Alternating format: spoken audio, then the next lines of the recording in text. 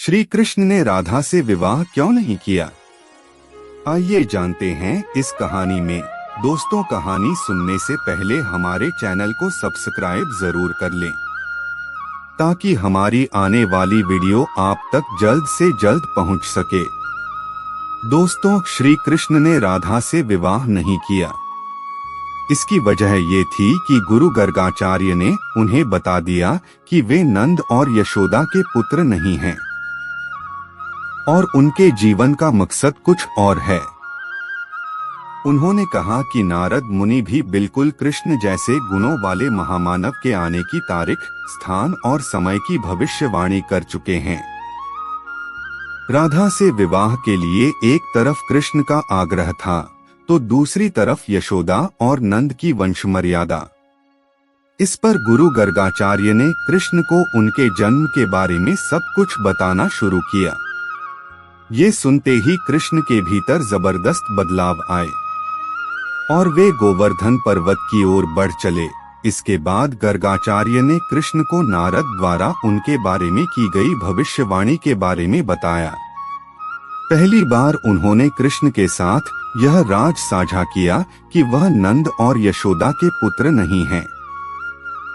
कृष्ण बचपन से नंद और यशोदा के साथ रह रहे थे।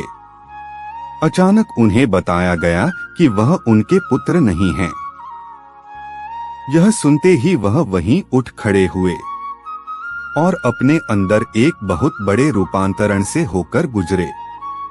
अचानक कृष्ण को महसूस हुआ कि हमेशा से कुछ ऐसा था जो उन्हें अंदर ही अंदर झकझोरता था, लेकिन वह इन उत्तेजक भावों को दिमाग से निकाल देते थे और जीवन के साथ आगे बढ़ जाते थे। जैसे ही गर्गाचार्य ने यह राज कृष्ण को बताया, उनके भीतर न जाने कैसे कैसे भाव आने लगे। उन्होंने गुरु से विनती की, कृपया मुझे कुछ और बताइए। गर्गाचार्य कहने लगे, नारद ने तुम्हें पूरी तरह पहचान लिया है। तुमने सभी गुणों को दिखा दिया है। तुम्हारे जो लक्षण हैं वे सब इस ओर इशारा करते हैं कि तुम ही वह मनुष्य हो जिसके बारे में बहुत से ऋषि मुनि बात करते रहे हैं। नारद ने हर चीज की तारीख, समय और स्थान तय कर दिया था और तुम उन सब पर खरे उतरे हो। कृष्ण अपने आसपास के लोगों और समाज के लिए पूरी तरह समर्पित थे। राधे और गांव के लोगों के प्रति उनके मन में गहरा लगाव और प्रेम था। लेकिन जैसे ही उनके सामने यह राज आया कि उनका वहां से संबंध नहीं है, वह किसी और के पुत्र हैं, उनका जन्म कुछ और करने के लिए हुआ है, तो उनके भीतर सब कुछ बदल गया। ये सब बातें उनके भीतर इतने जबरदस्त तरीके से समाईं कि वह चुपचाप उठे और धीमे कदमों से गोवर्धन पर्वत की ओर चल पड़े। पर्वत की सबसे ऊंची चोटी तक पहुँचे और वहां खड़े होकर आकाश की ओर देखने लगे।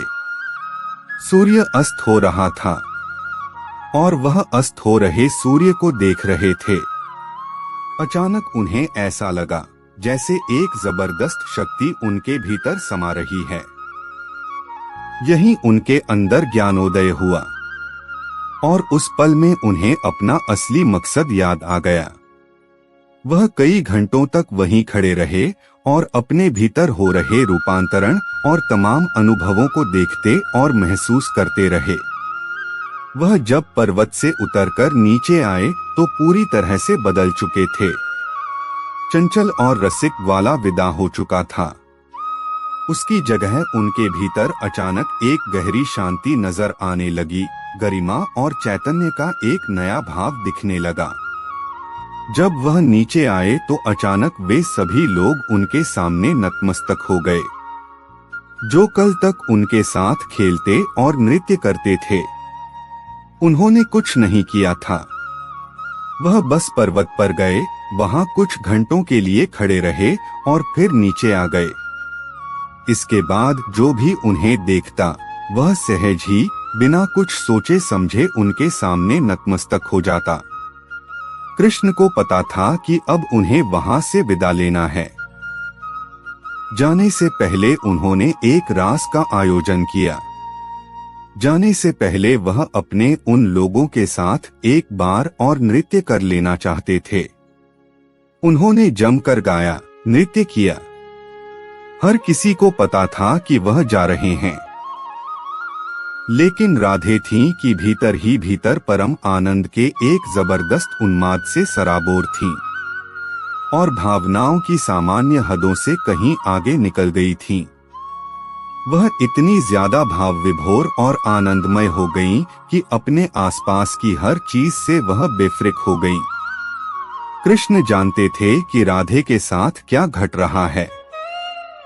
वह उनके पास गए, उन्हें बाहों में लिया, अपनी कमर से बांसुरी निकाली और उन्हें सौंपते हुए बोले, राधे, यह बांसुरी सिर्फ तुम्हारे लिए है। अब मैं बांसुरी को कभी हाथ नहीं लगाऊंगा। इतना कहकर वह चले गए। इसके बाद उन्होंने कभी बांसुरी नहीं बजाई। उस दिन के बाद से राधे ने कृष्ण की तरह बांसुरी बजानी शुरू कर दी।